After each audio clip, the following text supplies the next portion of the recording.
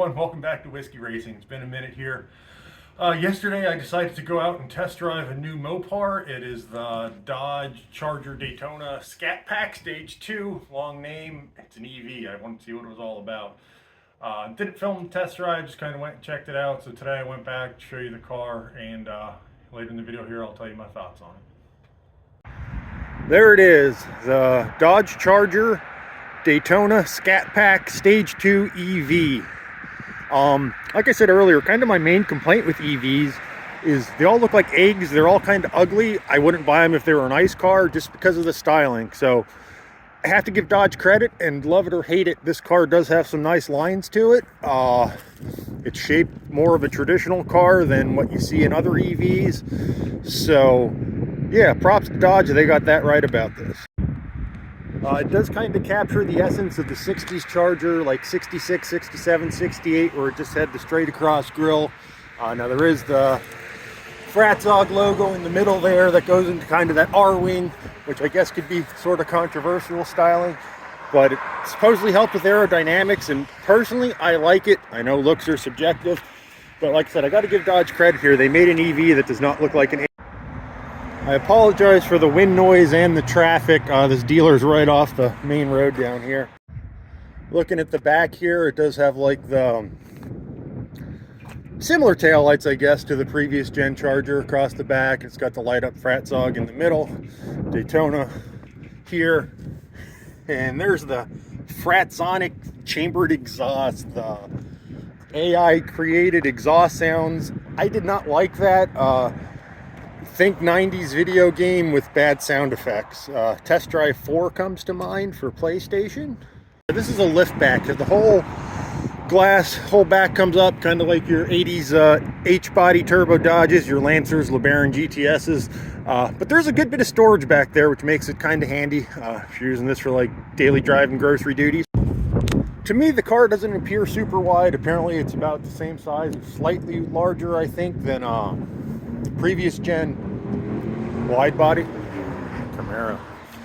But it does have 325s on the back, so it says some big meats, 305s in the front, 6-piston Brembos in the front, 4 pistons in the back. And here's what I thought was the absolute best part of the car, the interior. This is leaps and bounds better than the previous gen Charger or Challenger. The seats are just so comfortable. You got that nice red stitching in there. The door panel, that's not just a pattern on fabric, that's actually you know, raised material over there. It has some carbon fiber in it. It just laid out very nice. All the soft touch is fantastic. There's accent lighting that goes around the dash into the door panels. Dodge just did a great job with this. I mean, the old gen, at least to me, kind of got a little stale. I mean, it was the same car year after year. So to see something refreshed like this, kudos to Dodge. The interior of this car is just fantastic. It's got the 16-inch display there in front of the driver, and then the center screen there I think is 12.3. It does have a shifter, call it a pistol grip shifter, you know, reverse neutral drive, whatever. It felt okay.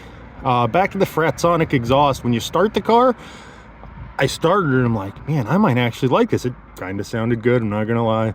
Then when you're driving, it sounds more like a spaceship. Then when you let off, it's just kind of this strange whirring sound. So I don't know, I guess they tried something, but I can't say it worked. So what did I think of it? Overall, I liked it. The interior, 10 out of 10. Dodge just did a fantastic job with it. The surfaces felt really good. Everything was laid out, easy to reach. The seats were very, very, very comfortable.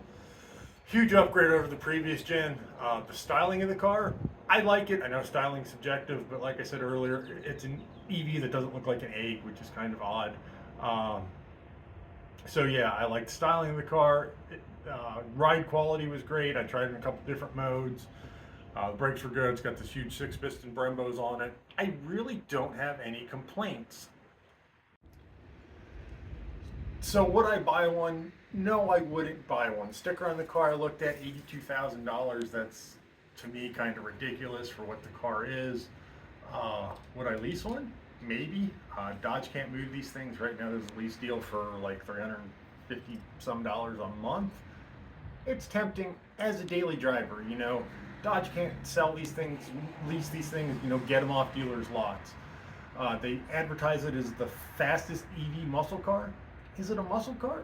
No, it's an EV. I'm not sure there is an EV muscle car. It's the only EV muscle car, so it can run 1680s at 82 and be the fastest EV muscle car. I mean, it runs mid 11s, which I guess is respectable these days, but like Hyundai Ioniq 5N is quicker. But that's not a muscle car, so I guess that's how they claim that. I think the marketing is just really bad on these cars. I think they're trying to appeal to their customer base that Dodge sells muscle cars, so come buy our electric muscle car, but it's a totally different experience. I don't know who buys this car. I really don't. You know, I'm not going to go trade the Hellcat in and get a Charger Daytona Scat Pack Stage 2 EV. It's just, I don't know who the market is. I guess somebody that maybe wants an EV with better styling than the rest. But I also do get when people say EVs are soulless. It was quick, it was kind of spunky, but it just didn't have the same feel. They say they run 11.5s, my Camaro's in upper 11s. Just feel more engaged with the Camaro, you know, it's 10 speed in that, it just kind of bangs through the gears. You feel like this, you just kind of hit the gas and it goes. So I don't know what I think, but kind of went in with an open mind. The only other EV I've ever ridden in was a Tesla Model S, ludicrous mode. I rode in that in autocross, so I don't really have any EV experience. I'm not really opposed to change. Like new Hurricane Rams are fantastic. Like I said, I just don't know who this car is for. Like I drove a EcoBoost Escape as a rental vehicle when I worked out of state a month or two ago, and for what it was great. It got great gas mileage, it was comfortable, it had room for cargo. So as a daily driver, that's a great car. I don't know what this car is. I don't know if it's a performance car or a daily. I don't know. So it just kind of has an identity crisis. But anyway, that's my thoughts on it. Thanks for watching. Hope you liked the video. If you do, give us a thumbs up, hit that subscribe button, and maybe I'll see you at the charging station with your Dodge Charger Daytona Scat Pack Stage 2 EV, but I'm not going to be there long because I'm just putting gas in this thing. Later.